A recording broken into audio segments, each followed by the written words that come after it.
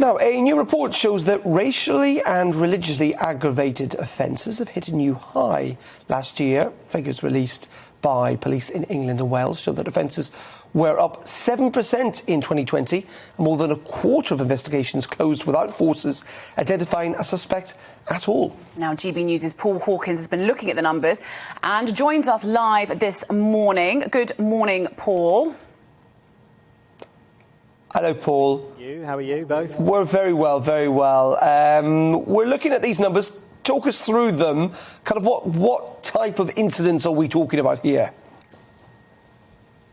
Yeah, so we're talking about hate crimes, but specifically racially and religiously aggravated crimes, which come under the umbrella of hate crime. And this is Home Office data that covers every police force in England and Wales, apart from Greater Manchester Police, who didn't submit enough data to this report from the period from July 2019 to March 2020. And the reasons for this increase largely depend on which police force you talk to. So in London, the Met Police said that a big reason was because at the start of the pandemic, those of Southeast Asian heritage and Chinese heritage, they were targeted. But that didn't persist throughout the rest of the year, the Met Police say.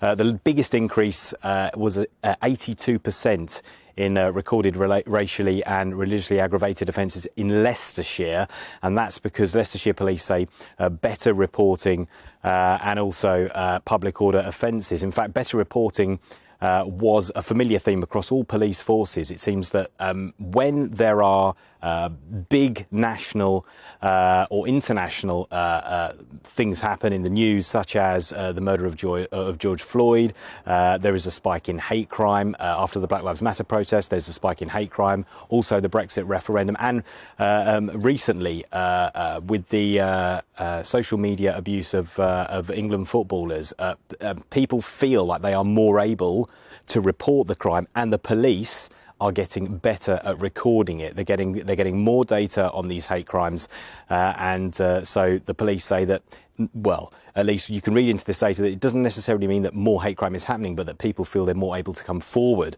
and talk about it to the police, and the police are better at recording it. So, Paul, I understand that the way that hate crime is recorded has changed, which could impact the numbers in this report. Can you just talk us through what's happened there?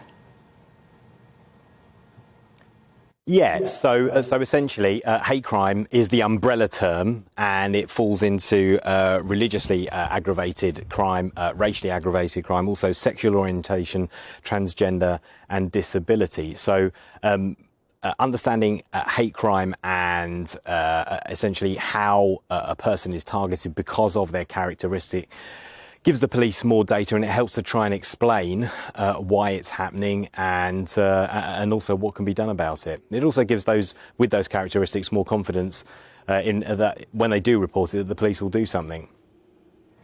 OK, Paul, thank you very much indeed for that. There we go. That's the latest on those hate crimes going up across the country. Really interestingly, actually, when we're talking about the kind of different regional variations, weren't we, in terms of this, you know, you've got Leicestershire reporting the majority of hate crimes offence were low-level public order ones. The West Midlands actually suggesting that lots of it was got to do with neighbourly disputes when it comes to hate crime.